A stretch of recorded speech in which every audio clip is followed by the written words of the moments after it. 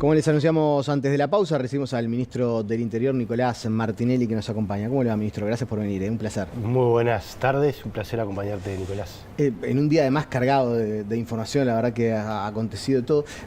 Cortito y por lo coyuntural, ¿se refuerza la seguridad de las embajadas con toda esta situación de Venezuela ante una inestabilidad? ¿Se toma algún tipo de precaución extra? Siempre se está atento, obviamente, y monitoreando cualquier situación que se entienda desde el Estado Mayor que pueda generar un aumento de conflictividad.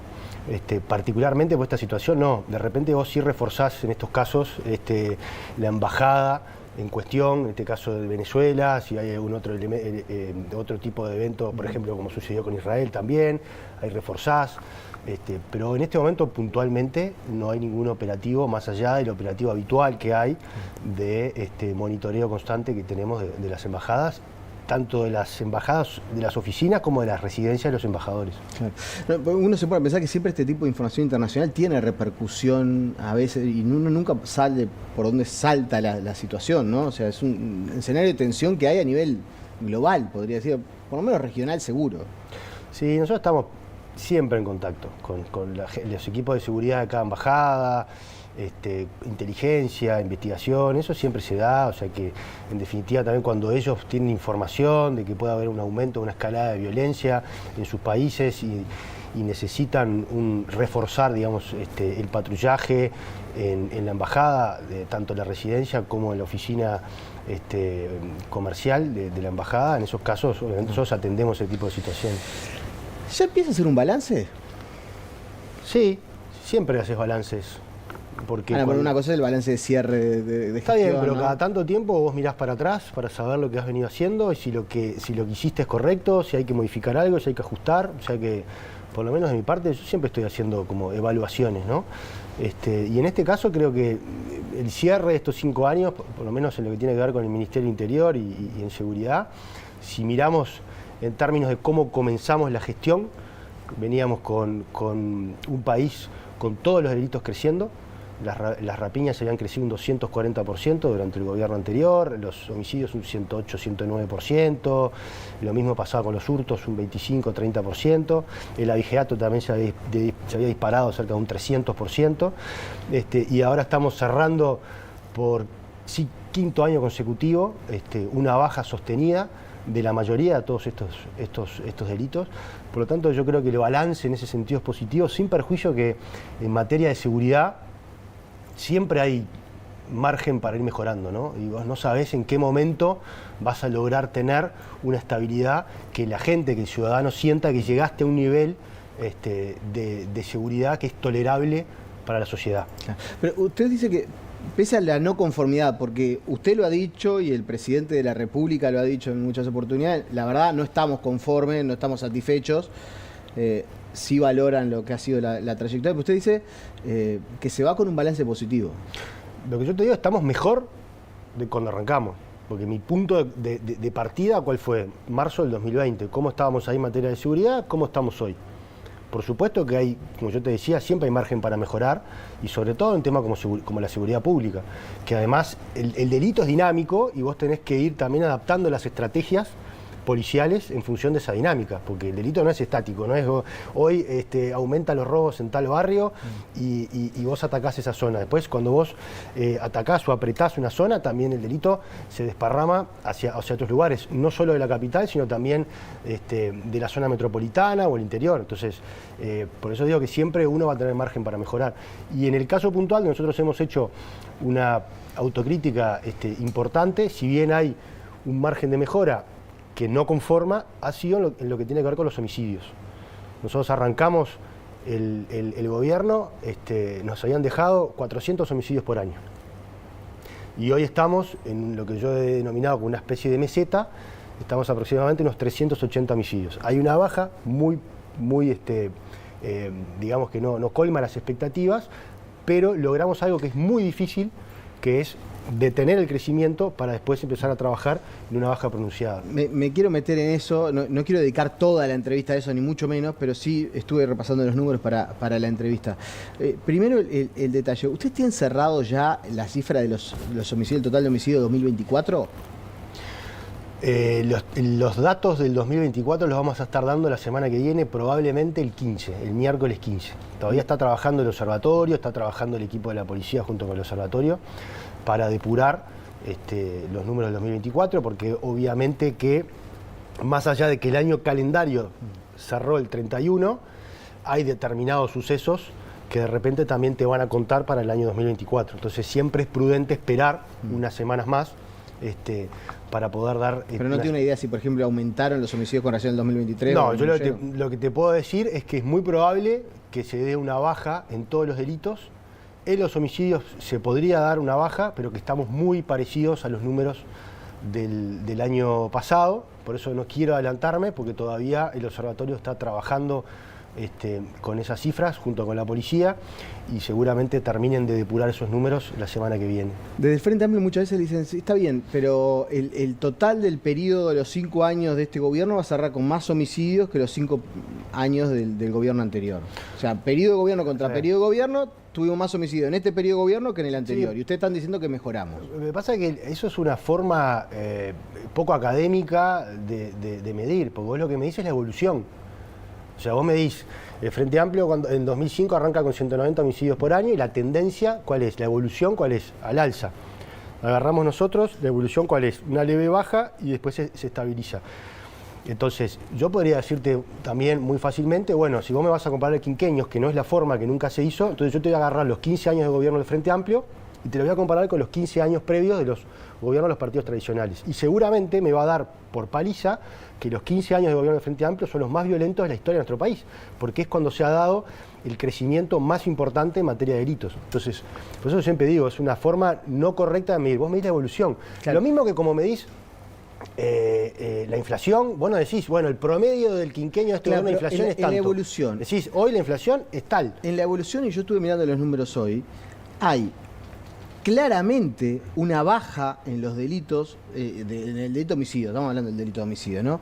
Que abarca el año 2020 y 2021. Sí. Y después un rebote que lo posiciona casi que en la misma línea de lo del gobierno del Frente Amplio y una estabilidad. Es decir, este gobierno también versus 2021 y 2022 tuvo un aumento en los homicidios. O sea, la baja esa que se había dado, bueno, 2021 y 2022 no se pudo consolidar. Está bien, pero lo que pasa es que vos ahí no estás considerando que tuvimos casi 2 años de pandemia, donde obviamente que eso influyó. ¿En el 2022 influyó también la pandemia? 2022, sí. Y bueno, a principios del 2022 sí influyó. Igual el 2022 ya estuvo el repunte que terminó cerca de 384 homicidios, si mal no recuerdo. Después 2023 cerramos en 381 y... Sí, yo dije 2022 y 2020. Entonces 2020 y 2021 tenemos... O sea que eso es el efecto pandemia. El efecto pandemia y el rebote es natural, que volvió a sus niveles de estabilidad, digamos, por así decirlo, que naturalmente están por encima de lo que la sociedad uruguaya entiende deberían estar. A mí me encantaría haber dejado los homicidios en lo que era, por tener un año, lo que fue 2005, que había 190 homicidios por año.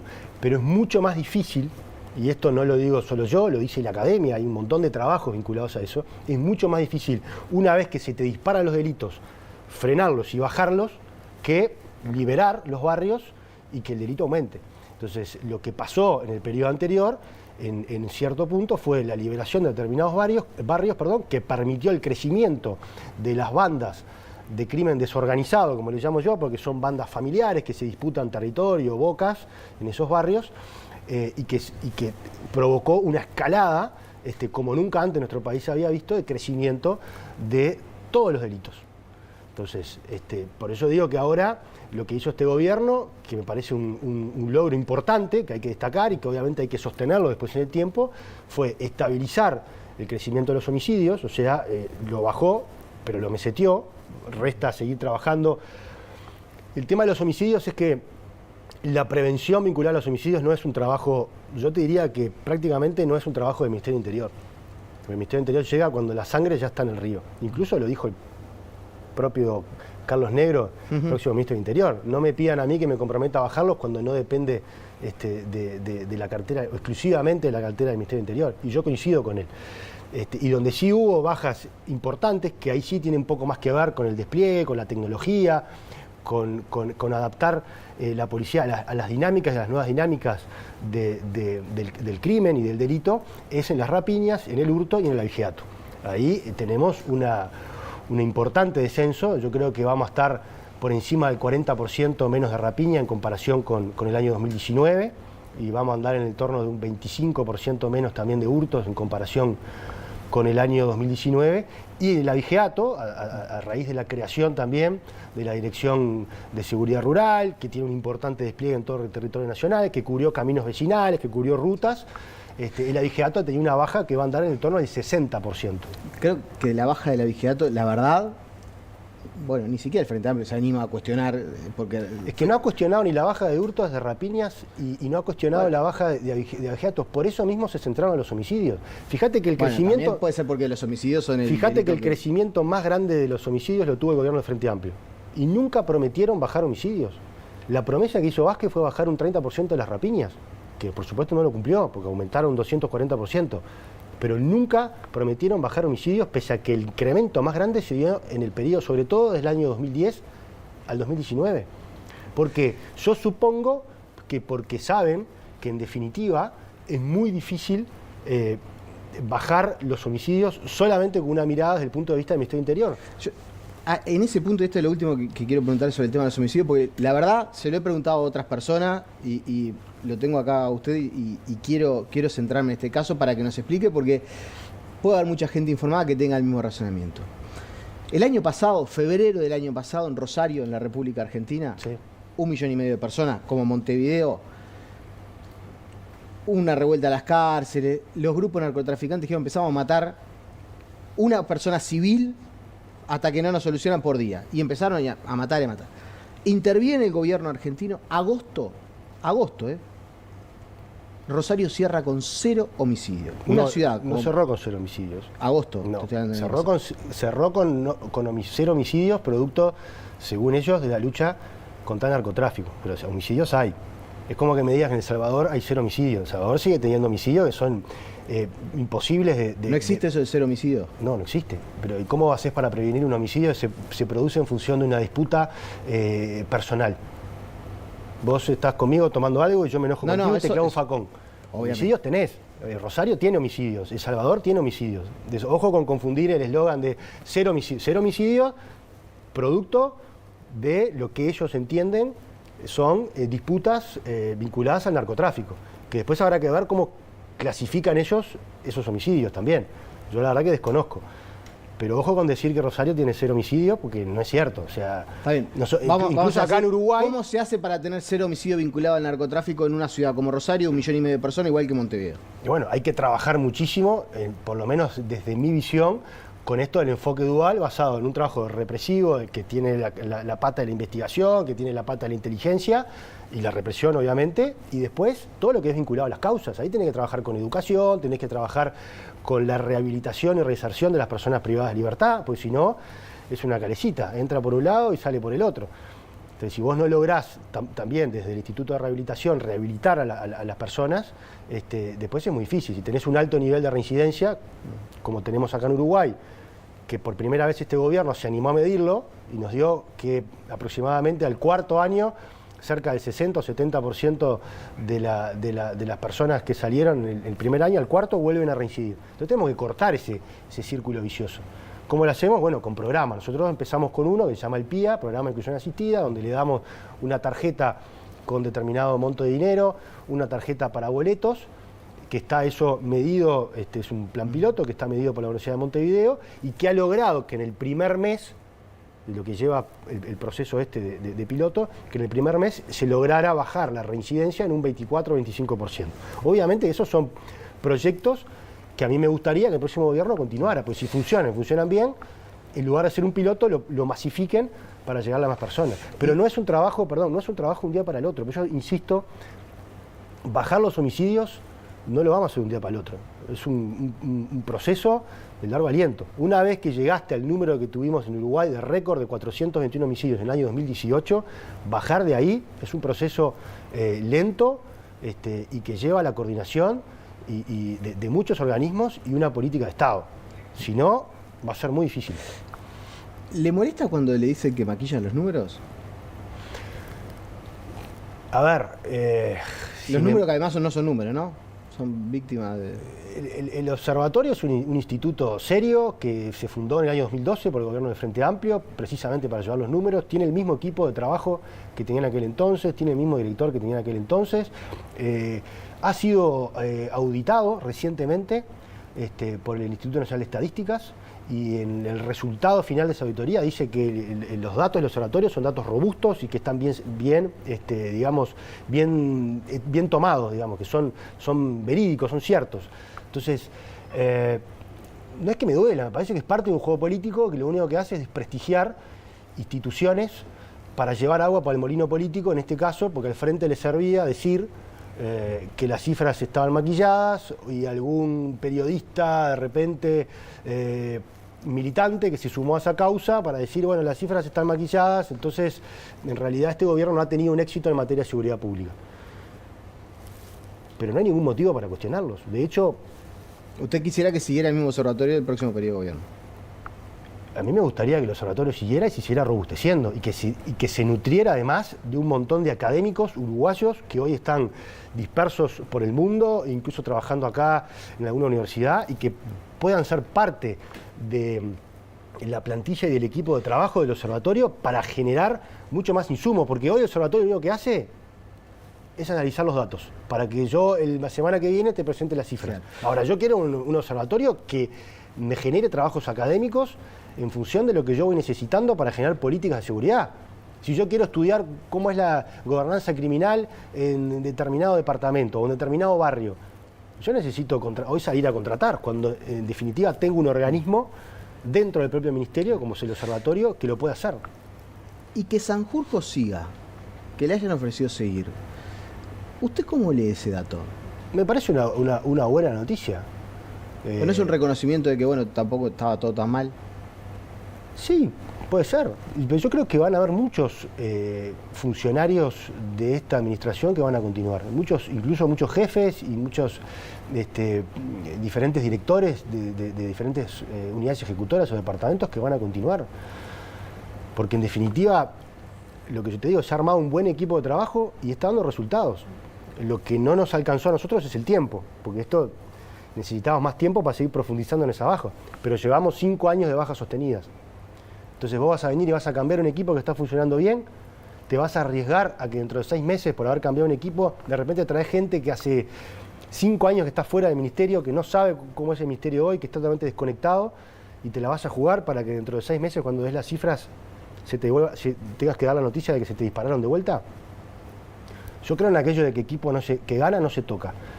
Y me parece que, por lo menos lo que he escuchado hasta ahora, algunas declaraciones públicas y algunos rumores que me han llegado, al menos el ministro que va a asumir en mi lugar no viene con un espíritu refundacionista, y que es muy probable que mantenga gran parte del equipo que hoy está funcionando, y que me parece una buena cosa, porque en definitiva también eso habla un poco de, cuando hablamos de políticas de Estado también, no solo se trata de programas o proyectos que se continúen, sino quizás también personas que puedan ir acompañando esos procesos. Pero dice, vamos a repasar, tenemos 15 segundos, tenemos a Alejandro Sánchez cuando habló de Nicolás Martinelli y de Carlos Negro, lo repasamos 20 segundos.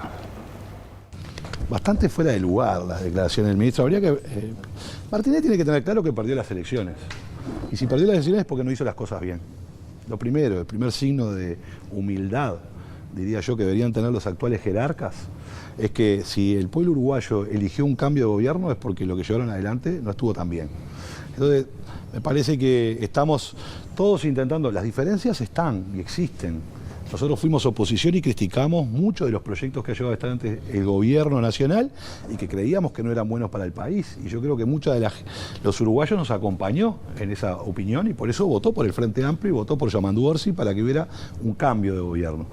Pero más allá de las rivalidades políticas, ahora estamos en un proceso de transición. He escuchado también a otro ministro cuestionar, por ejemplo, al designado ministro Sibila porque se reunió con las ollas populares. Nosotros nos reunimos con quien queremos. Y Martinelli ahí criticó, que dijo, si el Frente Amplio eligió a Carlos Negro es porque no tenían a nadie en seguridad. No, el Frente Amplio eligió a Carlos Negro porque es 10 veces mejor que Martinelli. ¿Pudo hablar con Alejandro Sánchez después de esto? No, yo tengo una buena relación con el Pacha. Por eso se lo De hecho, nos hemos juntado en alguna oportunidad, hemos comido algún asado, le mandé... Él cuando yo asumí de ministro me mandó un mensaje para felicitarme, yo hice lo mismo después cuando ganaron el gobierno, o sea, tengo una buena relación con él. Yo creo que acá, me parece que el Pacha no vio la entrevista que me hicieron, porque yo en ningún momento critiqué a Carlos Negro, todo lo contrario, lo que vengo diciendo es que tengo una muy buena relación con Carlos Negro y que me parece buena cosa además que el Frente Amplio haya apostado a alguien ajeno a la gestión Bonomi y que por eso para mí Carlos tiene una carta de crédito para trabajar en el ministerio en los próximos meses. Ellos se enojaron porque usted de alguna manera vinculó el proceso judicial del caso Moravito y del caso González Valencia a La Llera y a Clavijo. No, ahí no lo escuché al Pacha hablar de ese tema, pero en definitiva no dije nada que no fuera una realidad y que no fuera constatable. Vos mirás, en el año, creo que fue el año 2022, fueron ambos convocados como indagados con abogado a declarar por la causa, uno por la causa de los traslados de González Valencia a cárcel central para las visitas con Moravito, y el otro por las dos causas, por la de los traslados y también por la fuga de Moravito, que son causas que todavía están abiertas en Fiscalía, son procesos abiertos, son procesos de investigación, y a mí no me consta que les hayan cambiado, digamos, la condición de indagados. Entonces, lo que sobre La Llera y Clavijo usted mantiene sus dichos in totum. Sí, claro. Pero es que, a ver, basta buscar, poner en el Google Fiscalía, indagado, La Llera y Clavijo y te va a saltar que acudió como en calidad de indagado. Si vas en calidad de indagado es porque hay cierta... No es estar imputado, ¿no? Es estar indagado. Y bueno, pero ¿sabes qué pasa? Para algunos el término es exactamente igual. Hay algunos juristas que entienden que el término indagado, el término imputado es lo mismo. Bueno, indagado me puede estar investigando a mí porque presuntamente cometió un delito y no lo cometí. Sí. Y no terminó siendo imputado. No, yo lo que dije fue que fueron como en calidad de indagados. Nunca hablé de imputados, siempre hablé de que fueron en calidad de indagados. Si no dije eso, que alguien me desmienta. Ellos fueron en calidad de indagados. ¿Qué quiere decir y para eso? usted sigue siendo una mala señal que esas personas... hay cierta de evidencia, pues si no vas como testigo. Sí, si vas en calidad de indagado, te piden que vayas como abogado, es porque hay cierta evidencia que puede llegar a implicarte en el proceso. Y eso es así, fueron en calidad de indagados. Usted sigue siendo una mala señal que esas personas vayan a aclarar. Yo creo que si hay un proceso que sigue en curso, que se está sustanciando, que más allá de que no me gusta que haya demorado tantos años, me parece que, como le he dicho, que es una vergüenza nacional las dos cosas que pasaron, tanto la fuga de Moravito como los traslados de González Valencia para visitar a Moravito, y en ambos casos, tanto Clavijo como La Llera están involucrados, uno porque era el director de la Guardia Republicana, nada más y nada menos, donde estaba alojado uno de los narcos más buscados del mundo en ese momento, uno de los 5 narcos más buscados del mundo, que era González Valencia. Estaba alojado en la Guardia Republicana. De forma irregular, además, ¿no? Porque no debió estar ahí, debió estar en algún lugar de instituto de rehabilitación, pero estaba ahí. Y cuando asume este gobierno y lo vamos a trasladar a González Valencia, encontramos que tenía un parrillero, que tenía aire acondicionado, 4 celulares, uno con llamada internacional, televisión flat, todas las comodidades. Entonces, ¿qué hay? Ahí hay corrupción. ¿Y quién estaba controlando eso? Si estaba en la Guardia Republicana, ¿quién era el director de la época? Clavijo. Entonces yo creo que ahí hay que dar explicaciones. ¿Te parece que estuviera escribiendo cuando se decía que Escobar estaba alojado en una cárcel que era como la de que él quería? ¿Quién hacía los traslados? El problema de Colombia. Yo estoy no, de pero Uruguay. digo, lo que está describiendo usted en el sentido de la corrupción. Lo que hace Colombia, y bueno, pero lo que hace Colombia, acá Uruguay, el tipo estaba administrativamente mal alojado en un lugar donde no debió estar. Porque la Guardia Republicana no es... Y con privilegios que no debería tener. Con privilegios que no debió estar. A ver, Clavijo no salía a caminar... La Guardia Republicana, no sé si tú la conocés, pero salís a caminar, son 300 metros para allá, 300 metros para acá. Y pasaba todos los días por la puerta donde está el hombre. No sabía que le habían hecho un parrillero, que tenía una televisión, celular, todo eso. ¿Y cómo ingresaba eso ahí? ¿No controlaban? Hay muchas interrogantes, muchas preguntas, me gustaría que se contestaran. Y después los traslados, ¿por qué los trasladaban? 12, 13, 14 traslados de ese lugar para Cárcel Central a reunirse con el otro capo narco que había acá en Uruguay. Bien. Creo que hay muchísimas dudas que todavía están pendientes de ser aclaradas. Y lo mismo con lo de la Llera. Él era el director de la Policía Nacional. No puede decir no sabía. Entonces, un gobierno que llega con el claim de decir somos un gobierno honesto y vos vas a poner en los cargos a determinadas personas que están tachadas como indagadas, por lo menos espera que se cierre la causa. Me parece a mí, no sé. Le hago la última, y porque no quiero dejarlo afuera también de un tema que sacude. Usted es de otra época, de José Mujica, y de otro partido. Cuando pasa una situación como la de hoy, ¿qué le genera? Bueno, a ver, obviamente que Mujica es una persona que ha marcado una época desde antes que yo naciera, pero marcó la década del 60, 70 y ha marcado también acá en el siglo XXI, presidente de la República, que uno puede estar de acuerdo o no de acuerdo con muchas de sus acciones, pero en definitiva que ha marcado el rumbo de nuestro país y sin duda a una generación. Yo no le deseo, por supuesto no le deseo la muerte a nadie y lamento mucho pero bueno, es como el ciclo de vida, lo dice Pepe Mujica, llegué a mi ciclo de vida y en algún momento siempre nos va a tocar a todos irnos. Exactamente. Ya sabe que va a le ser deseo que pueda irse en paz, rodeado de sus seres queridos. ¿Ya sabe qué va a ser después del 1 de marzo? Bueno, probablemente esté trabajando con Martín Lema para colaborar con él en la campaña de la Intendencia de Montevideo. Sale de una máquina de picar carne y se mete en otra. La verdad que sí. no tiene descanso. Sí, es así. Pero Nicolás Martinelli, un placer recibirlo y poder conversar. Teníamos pendiente de hacer una entrevista y nos quedaron muchos temas para desarrollar, pero seguramente nos falta oportunidad. Gracias a vos, Nicolás, por la invitación y bueno, vendremos próximamente si somos nuevamente invitados.